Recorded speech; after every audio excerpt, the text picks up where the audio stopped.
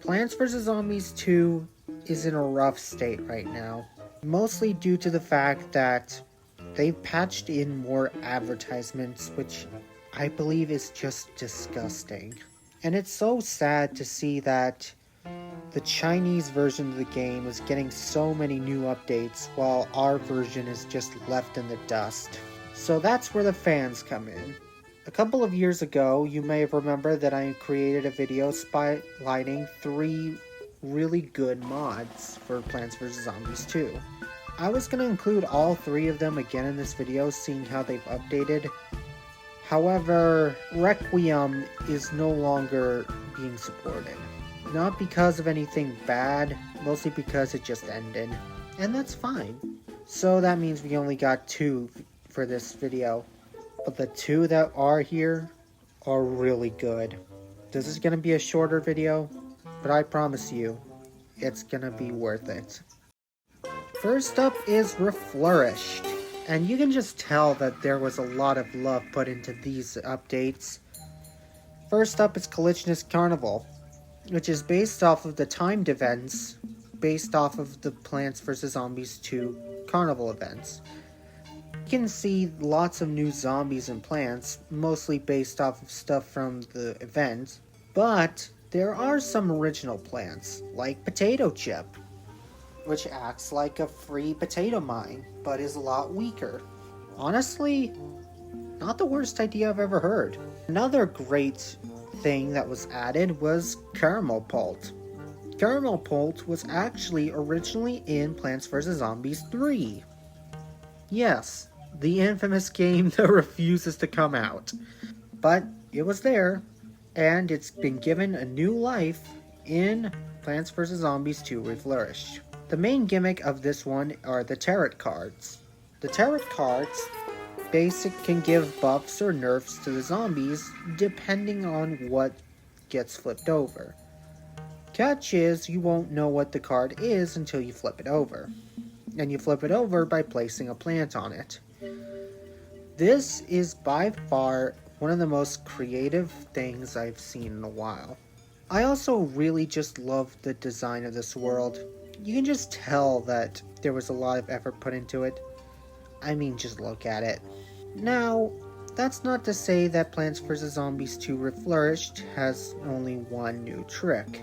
Because if you take a look at Travelog, then you will see quite possibly one of my favorite new additions.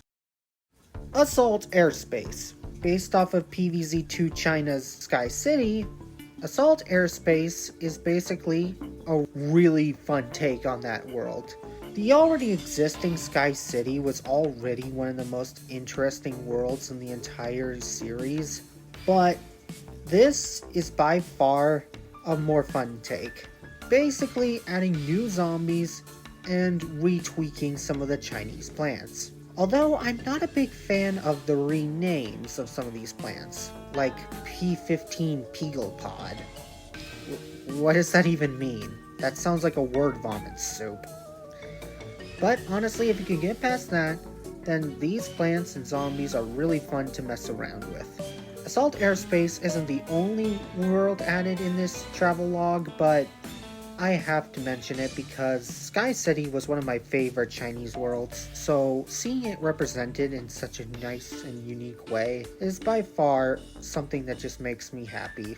But anyway, we've seen Reflourished, now it's time to move on to Altverse. And oh boy, did it get an update. Behold the Crimson Front.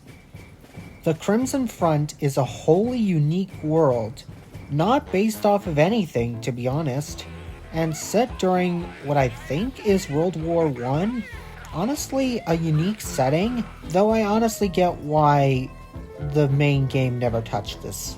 This is also a very unique world, adding some new zombies that we've never seen before, like the Mine Layer zombie, which adds obstacles to the arena. New plants, such as the Parawind, which basically stuns and protects plants behind it. And even stuff like Rose Bloom, who creates little buds. All of it's really cool, but then you add the weather mechanic, The weather mechanic basically changes up how you play things on the fly, either making the levels really hot or really cold, depending on what the temperature is at the moment. Depending on that, you can have stuff placed on the lawn that interrupts your plants, or you could have them burn. There are a lot more things I could say about this world, but I honestly don't want to spoil it.